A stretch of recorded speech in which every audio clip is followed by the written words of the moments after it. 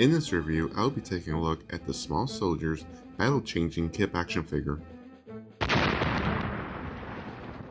If you are new to the channel, be sure to hit that subscribe button. Let's start off by taking a look at the packaging. The figure comes in a blister card packaging. At the top we get a Small Soldiers logo, as well as the name of the figure. This Kip figure was part of the battle-changing wave. Moving down, we get a glimpse of the figure in the package. The awesome thing about the Small Soldiers toy line is the way the figures are posed. It appears as if they are trying to bust out of the package. It definitely keeps these figures that much more enticing to keep men on card. Toward the bottom we get Commando Elite, which Kip is a part of. Off to the side is a small illustration of Kip, as well as stating the figure's action feature. The bottom contains the barcode, as well as instructions to show how to use the action feature.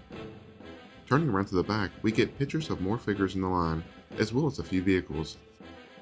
Moving up, there's another illustration of Kip, as well as a bio. Feel free to pause and read. Above that, we also get a little bio on the Commando Elites. Kip Killigan, covert insurgent, sharp as a razor. Sir, Let me see that weapon. Standard issue is insufficient. All right, ladies, now listen, and listen good. Our mission, destroy the Gorgonite enemy, defeat him. Yes, sir. There will be no mercy. Now let's take a closer look at one of the rarest figures in the Small Soldiers toy line. Kip looks very close to his movie counterpart. The figure is wearing his green bandana, which is accurate to when we first see him in the film. The head sculpt is pretty spot on, even down to the large cheesy smile. His bright blue eyes definitely stick out. It would have been nice to get his cigar sticking out of his mouth, but I can see why they didn't include that. His 5 o'clock shadow would have also been nice. Those two things aside, I do like how the head turned out. Moving down to his torso, he is wearing a green vest with black shoulder pads. Going across the left side of his torso is a brown strap with 2 large gold painted throwing stars. These are a part of the sculpt and non-removable. Draped over the right shoulder is an ammunition belt.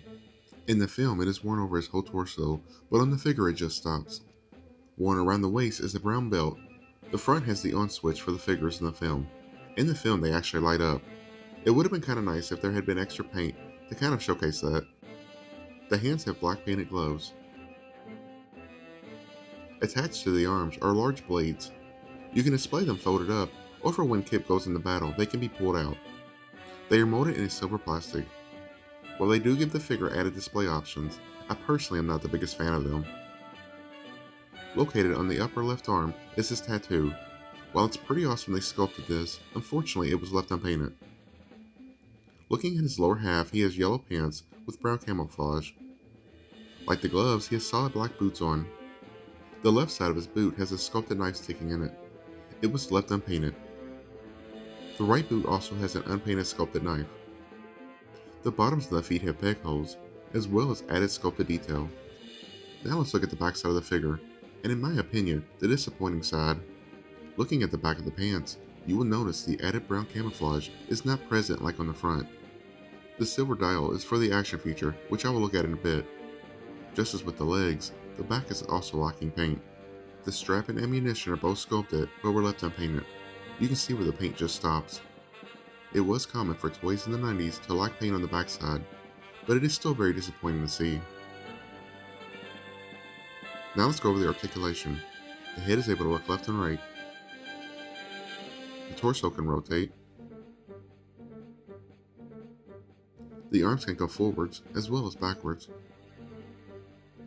As I already showed, the blades can extend outwards. And finally the legs can kick forwards, but not so much backwards. Let's now take a look at the action feature. With the arm blades extended, take your thumb and rotate the wheel in the back. By doing this, you will activate Kip's spinning attack mode. Going back to his torso and pulling it apart, it reveals the inner mechanics. At least it is a different color and therefore stands out. I think this is a neat action feature. It reminds me a lot of the Masters of the Universe Cyclone figure. If the arm blades don't cut it, do not fear, as Kip also comes equipped with a gun. The gun is molded in a silver plastic with no extra paint detail. The sculpt is quite nice in my opinion. The handle has sculpted texture. There's all kinds of small details sculpted. There's even a scope on the top. In the film, this is the weapon that Chip Hazard breaks over his knee. That aside, I do like the inclusion of this accessory. Kip's hands are sculpted open, so you can get the weapon in either hand. It may take a little wiggling, but once it's in the hand, it's a pretty secure fit.